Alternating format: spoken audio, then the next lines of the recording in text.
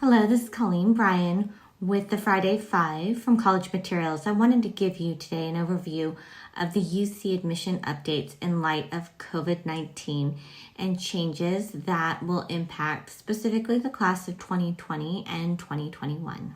So first I want to start off with an actual quote from the UC Counselor Bulletin that was released. And it says, the UC is committed to ensuring that COVID-19 related academic disruptions don't threaten any student's ability to strive for and attain a UC education. I think looking at that quote, we can all just take a deep breath and know that the University of California is sensitive to this time right now and giving students the chance to really make the most of their application despite this time that we're going through. The first thing I want to talk about is the asterisk semester. I read this from an admissions director that they were discussing this specific semester and said that we should look at it as an asterisk semester, meaning that every college, not just UCs, will look at the semester in light of everything that's happened, and it will not be considered the same as prior to this event.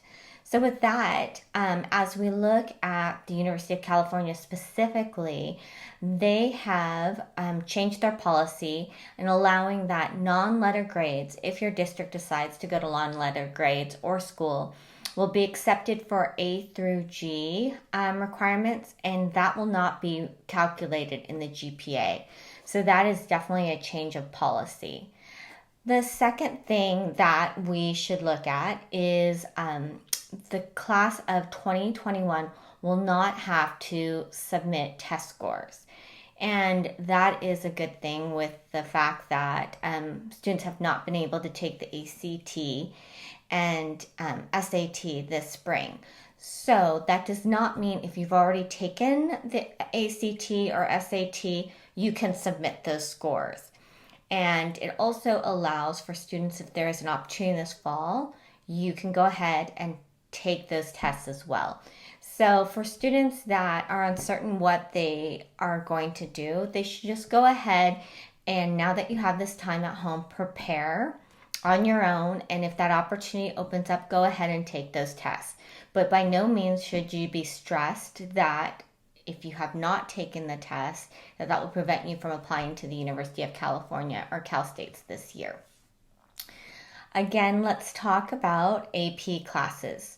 So our AP classes, it's obviously you're going to finish those off, but the tests at the end of the year are going to be shortened to 45 minutes, and students should really go to College Board as their resource. College Board is recruiting master teachers to help teach lessons online, as well as giving study resources to students. So the College Board website is probably the best place to go, aside from what is being taught in your own curriculum online.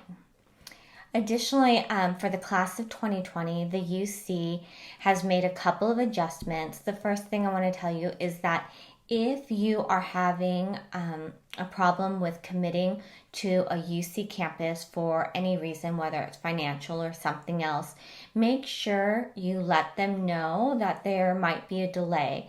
Communication is key. They did not change their commitment deadline of May 1st, but they did say that they will consider extenuating circumstances on a case-by-case basis. And due to that, communication. Make sure you reach out to that campus immediately. Additionally, if there's any issues with final transcripts, they're extending that time as well and being sensitive, but you need to contact the campus and let them know. Again, communication is key. Beyond just these changes, I also wanted to go ahead and discuss how you can stand out as an applicant during this time. I know that there's some students on the wait list, and there's also some students who want to continue to really stand out for the University of California because that's their first choice. And here are some of the ideas that I came up with in brainstorming. The first thing is that you need to continue to show academic commitment, whether you're on the wait list or whether you're applying next fall or the year after. What you do in your current classes will matter to some extent, and the fact that it's now your turn to take ownership of your education. and you can really try to make the most of it.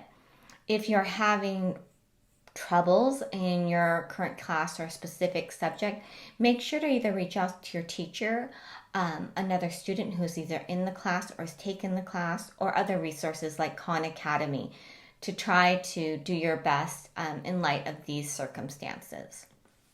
Additionally, beyond academics, I think right now is a great time for students to think really hard about what can I do right now to contribute to my community.